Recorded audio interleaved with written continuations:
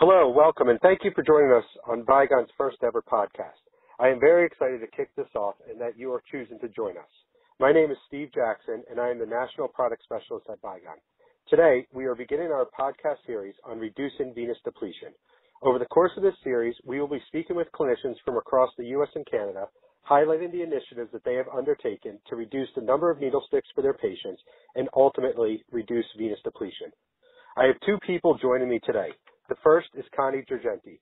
Connie is Vygon's clinical nurse educator, and I want to just take a moment to welcome her and thank her for joining me. Next, it is my pleasure to welcome Mindy Davidson. Mindy has been a nurse for 14 years, specializing in NICU and vascular access. She is currently the lead vascular access specialist for the University of Utah Health NICU, as well as the vascular access specialist for the University of Utah Health vascular access team. She is the only provider in the University of Utah Health System that places both neonatal, pediatric, and adult vascular access devices. Mindy places PIVs, extended dwell PIVs, midlines, PICs, and neonatal arterial lines. She has been an integral part of leading the NICU to almost 800 days without eclampsia, and as well as implemented an extended dwell PIV program to reduce multiple needle sticks from peripheral venous catheter attempts. I am also very excited to have Mindy on this podcast, as she was the first ever PIVs call to action winner for reducing the number of devices and needle sticks in a NICU by implementing the use of the extended dwell PIVs. Welcome, Mindy, and thank you for joining us. Thank you. Now I'm going to turn things over to Connie, as she has some questions for Mindy about how she saved needle sticks and reducing venous depletion for her patients.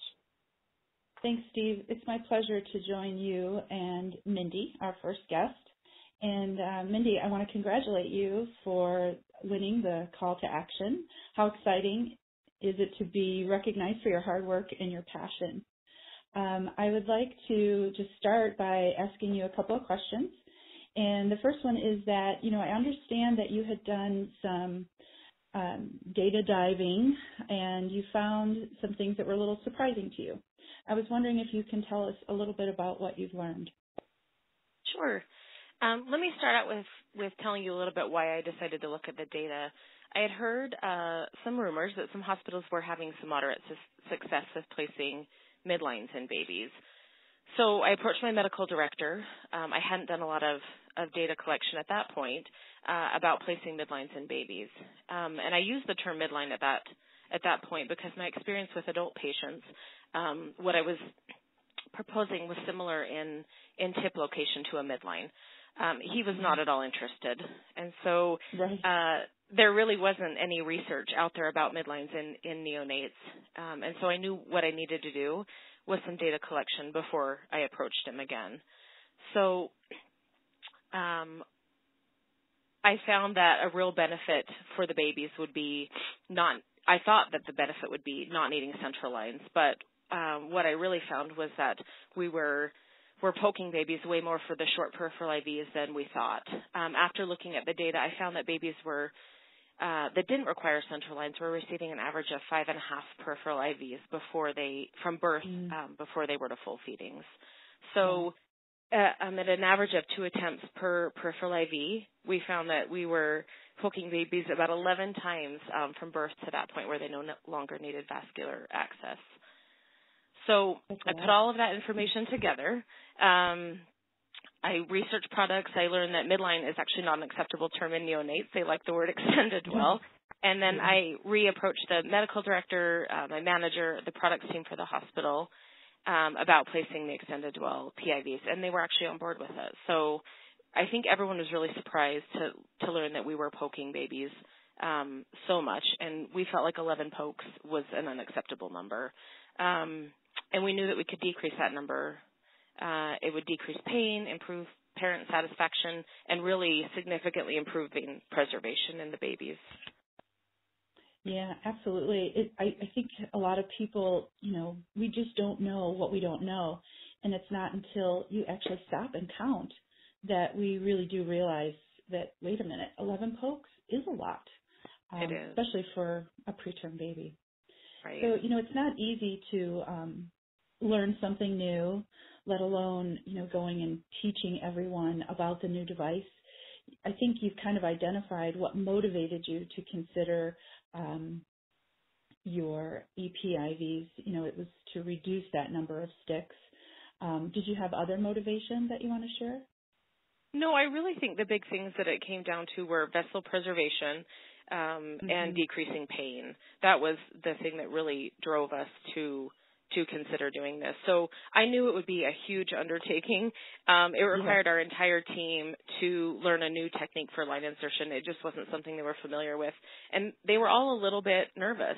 But the data really drove us to embrace that change. And now I think everyone is loving placing them. We love the outcomes that we're seeing. So it's been worth it.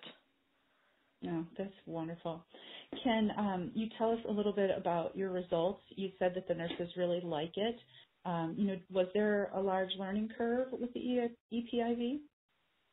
I think what we really struggled with was probably just the first, maybe even couple of weeks, was just learning the new technique. And I think once every one of us placed a couple of them, we felt a lot more comfortable with it. And what we found after our initial training period, we found that 92% of our extended dwell PIVs make it to the end of treatment without a significant complication, so without having to be removed for a complication. And after our initial training period, we also found that 95% of the extended dwells were being placed with 2 attempts or less. So they have an average dwell time for us of about 6 days. So the the results that we saw really exceeded our expectations. We had seen some limited studies on extended dwells, and our numbers kind of blew those out of the water. So we were excited. Yeah, that's great. Are you considering publishing your results?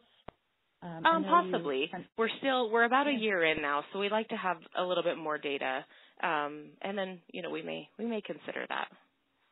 That's good. It's always an undertaking, right? No, I always suggest, you got to publish these results. When people I know, and that would be beneficial. That was part of the thing that we struggled with a little bit in the beginning, was actually having research out there to help back us up for it. So for starting the program, so we need more. So in this case, you do. We do as vascular access nurses, and everyone is always looking for the publications to support it, just like you did. So your passion can actually impact other nurses, other NICUs across the country if you do consider it. So definitely keep it in the forefront. I will. So when we talk about publishing, but of course, do you, when you think about where you want to go from this point, you're seeing good results in the NICU and as a nurse, and I think you're rare in that you do neonatal, pediatric, and adults. Like, we don't see that all too often. I think, it's the rarity. Do you think you'll bring it into other patient populations as well? Possibly. I know that it's used on a limited basis in our hospital. Extended dwell peripheral IVs in our hospital, they're used just on a limited basis. So it may be something that we expand in the future for sure. Oh, that's good. If there was something you'd like the listeners to take away from your experience, what would that be? I really would like to see that extended dwells become the standard of practice, with all neonates who need vascular access. Babies should always be considered high risk in relation to vascular access simply just because of their size. So I think that because there is limited research, we just have to not be afraid to use our own data and our own experience to drive change. It's uncomfortable. Change is very uncomfortable and hard, but it's also exciting, and it's really how we grow and how we improve the care of our patients. So absolutely, that's I where couldn't I would like agree to with go. you more. Yeah, and it just, it's like you said earlier, it's not easy, taking on a new product and the education, but I think you're a really good example of, taking that step and then having the ability to see the impact. Yeah, it was a little bit of work, but it must be rewarding to, get, your kids to completion of therapy and reducing those sticks. Absolutely. Yeah. Well, wonderful. I want to thank you again for taking time out of your busy schedule to join us today and share your experiences. And we hope that your work does reach, beyond your NICU and has the ability to reach others and help others, because everyone is looking for to know what everyone's doing. So I'll turn it over to Steve.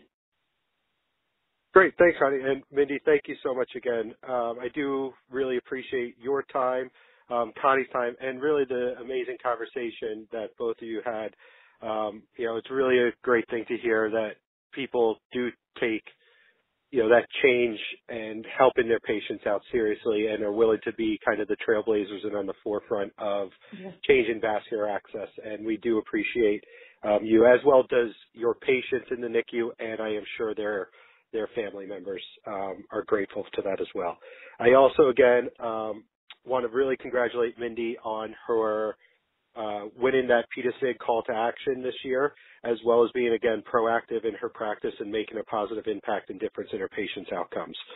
It really is great to hear. And again, and finally, I want to thank all of you for taking some time out of your day to listen into our podcast. And I really would implore you to watch out for our next episode of Reducing Venous Depletion. And you can find it on our LinkedIn, Twitter, VygonUSA.com, and ReducingVenusDepletion.com websites. I hope you all have a great rest of your day, and thanks so much for joining us.